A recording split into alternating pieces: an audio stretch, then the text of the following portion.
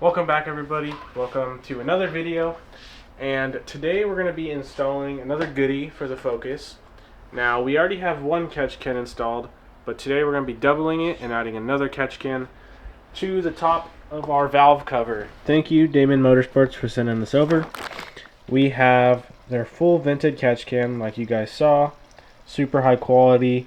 You got a little quick bleeder valve with the check ball in there. Super high quality. I have had no issues on my my other catch can up here, so all I can say is great stuff. It does its job, and I catch so much oil in that thing. Now we got our different fittings for different hose size. Comes with all the little clips and clamps you could ever think of to get the job done, and then OEM clip connectors so that you can plumb everything back up where it's supposed to go.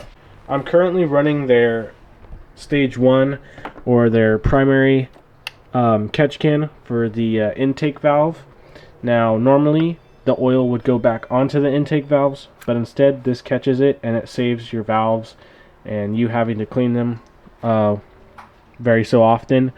And it is a must to do a catch can on your turbo car, because direct injection creates a lot of problems, even though it is way more efficient in power and fuel. Port injection used to clean the valves. Direct injection doesn't spray directly on top of the valves, so you get all that oil and vapor built up instead of the fuel cleaning it off. Alright, so what we have to do first, we got to pull off the intake. Now, this is not a factory intake. This is a Roush, but the procedure is pretty much the same.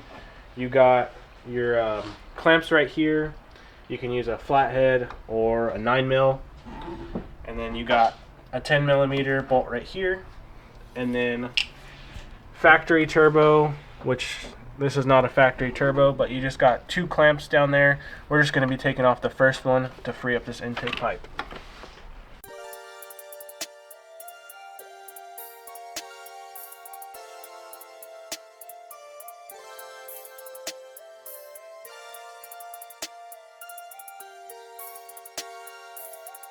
So it was kind of rough getting this off. I should have taken the whole intake pipe off first, but you can slither it out of there. It's just a little harder.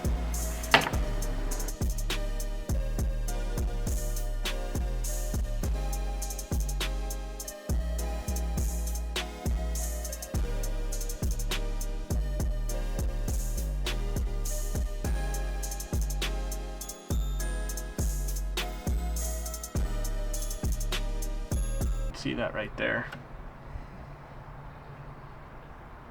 So that's what we're going to be tapping into. So to remove it, you gotta, there's this thing right here. So you basically gotta press down on that and pull it out, because these 2 tabs are holding it on there.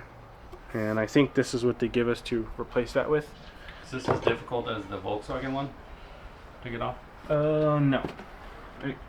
Sometimes, oh, it's already off. Oh. So yeah, you just gotta find the right spot to squeeze. So with this hose provided, it is the 90-degree fitting. We're gonna go ahead and just lay it back on in here, just so that we know where it goes. We'll just set it right there for now. And then here's our secondary hose. I'm gonna go ahead and lay that one in there, just like that. And then we are ready for the next step.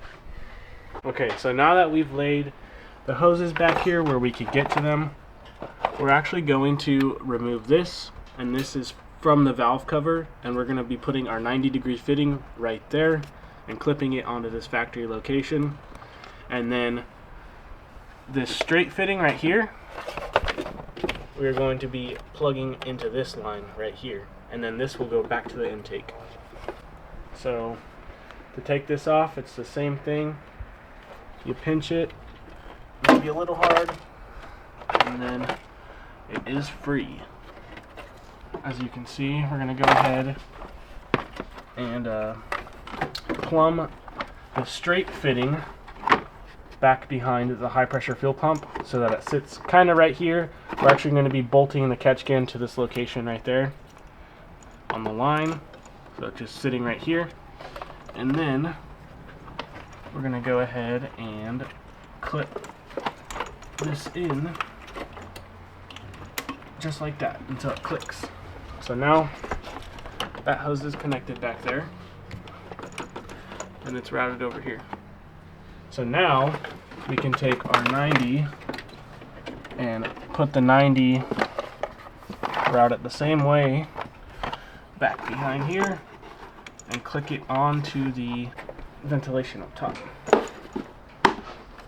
Now the catch can is ready to go in the car, and like I said, we're going to be taking out that bolt right there, and the bracket they provide will mount into that location, and it'll be super easy to access.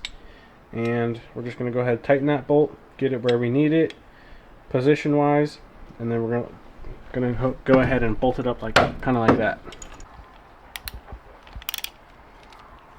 It's an 8mm, and then to retorque it, it's 15 Newton meters, just if you want to know.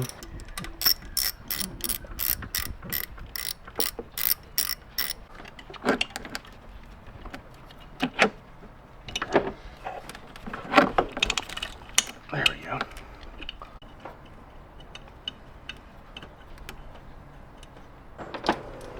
You can go ahead and pull the catch can out, but leave the bracket on there because it's only one bolt right here.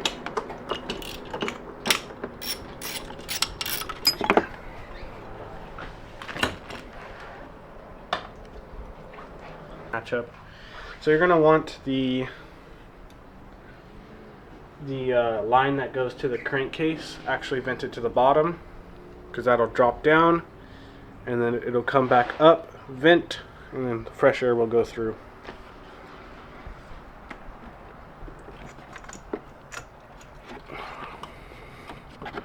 So here's our dirty one, and that will go to the bottom, but we're going to have to cut it about on that S or M.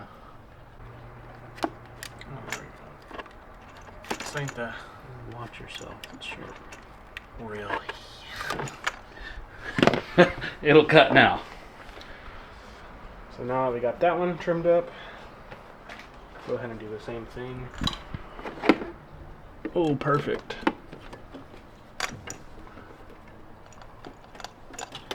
So this one's a little more finicky because you got... The first one you cut goes to the bottom, right? Yeah, the first one from the valve cover goes to the bottom of the catch can, the line, and then the top one, the clean air, goes through back into the intake. Okay. So we'll go ahead and put that on. And now we're going to be cutting this first top hose.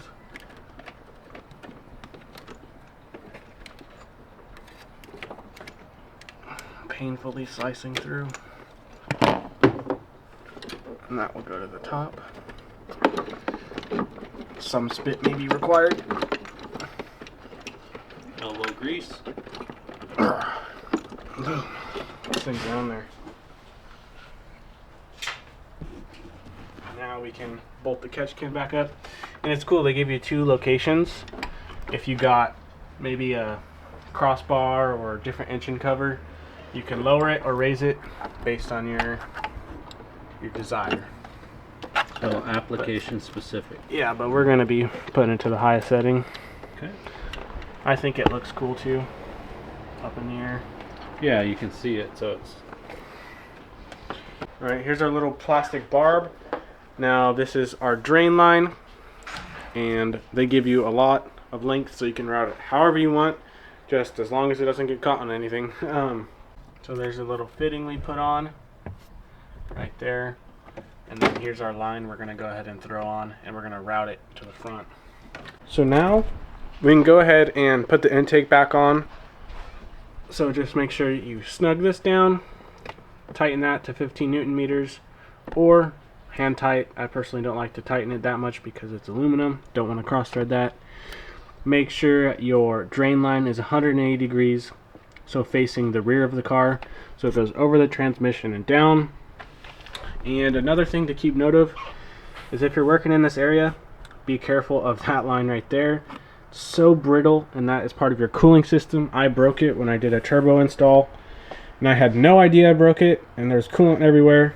So, and it was a pain in the butt to get out. You had to pick all the little pieces out. So don't break that while you're in there. So we're just gonna put the intake back on, bolt everything up, and then we'll be good to go. All right, so we slid the intake back into the turbo inlet.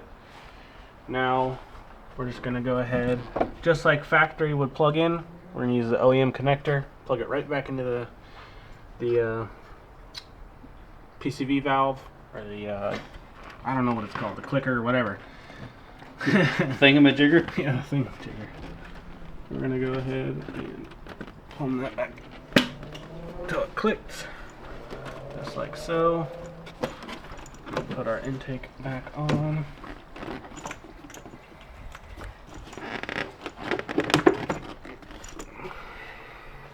And then I unplug this, just make sure that it gets clipped back in, doesn't go anywhere. So you've got 10 millimeter, 10 millimeter, 10 millimeter. 8. Oh, they're 8s. So, and that's all that tightens out.